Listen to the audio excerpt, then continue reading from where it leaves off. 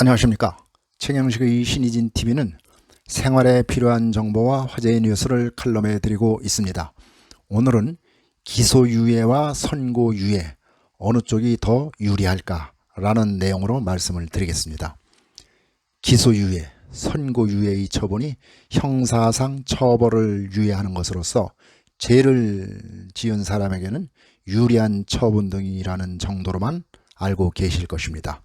그래서 그 구체적인 의미와 내용에 대해서는 잘 알지 못하고 계시는 분들이 있기 때문에 기소유예와 선고유예는 법적으로 어떻게 구별되는지, 그리고 그 효과는 어떻게 다른지 한번 알아보는 시간을 마련했습니다.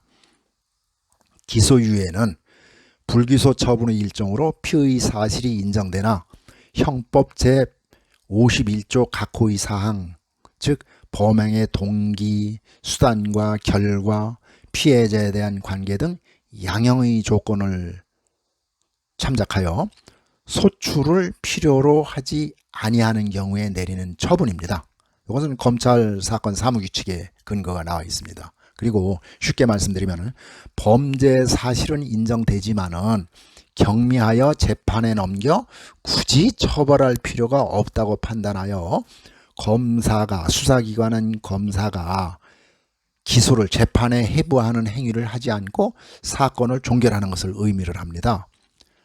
반면에 선고유예는 유죄 판결의 일종으로, 유죄 판결이라는 겁니다. 죄가 있다는 판결의 일종으로 1년 이하의 징역이나 금고, 자격정지 또는 벌금의 형을 선고할 경우에 형법 제51조의 각호의 사항을 참작하여, 즉 정상을 참작하여 개전의 정상이 현저한때에 내리는 처분이라는 것입니다. 기소유예와 같은 취지이나 기소가 된 이후의 처분으로서 법원의 판결로 내려지게 되며 2년의 유예기간이 경과되면 면소, 즉 소송을 종결하게 되는 것입니다. 이러한 기소유예와 선고유예의 가장 큰 차이점은 기소유예는 유무죄 판결이 아닌 반면에 선고유예는 유죄 판결이라는 점입니다. 이러한 차이로 인해서 기소유예는 전과 기록에는 기록되지 않고 수사 경력 자료, 즉 수사기관에서 범죄 혐의 사실로 과거 수사를 했었다는 자료, 이러한 수사 경력 자료에는 남지만은 이것도 일정한 기간, 즉 5년이 지나면 없어지는 반면에 선고유예는 전과 기록은 죄를 받은 수형인 명부라든지 수형인 명표 및 범죄 경력 자료에서 삭제되지 않고 영원히 남게 된다는 것입니다. 즉 선고유예는 전과 기록이 죽을 때까지 남아 있고, 기소유예는 전과 기록은 수사 경력 자료에 이러이러한 죄를 저질렀다 하는 수사 경력, 수사기관에서 범죄 혐의 사실로 이제 수사했다는 기록을 수사 경력 자료라고 합니다. 경찰과 검찰에서 가지고 있습니다. 이 수사 경력 자료에 5년이 지나면 없어진다는 것입니다. 그러니까 여러분들 분명히 이해가 쉽죠. 한번 폭행죄의 경우를 예를 들어서 제가 한번 설명을 드려보겠습니다. 기소유예로 사건이 종결되면은 폭행죄의 법정형은 2년 이하의 징역이고, 법정형이 장기 2년 이상인 경우에는 수사경력 자료의 보존기간이 5년이므로 5년이 지나면 수사경력 자료에서 해당 사항이 삭제됩니다. 이건 형의 실효 등에 관한 법률 제8조의 2를 제가 풀어서 설명한 것입니다. 벌금형의 선고유예로 사건이 종결되면은 전과 기록 중에 하나인 범죄 경력 자료에 기록이 되어 영구 보존됩니다.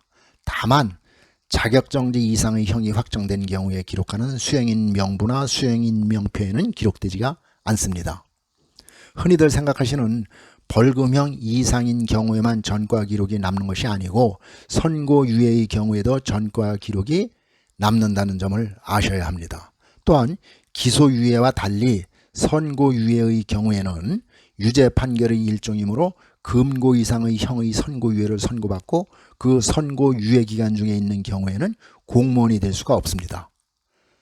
또한 성범죄로 선고유예를 선고받은 경우에는 선고유예 기간 동안에는 신상정보 등록 의무를 부담을 합니다. 이거는 성폭력범죄 처벌 등에 관한 특례법에 나와 있지요.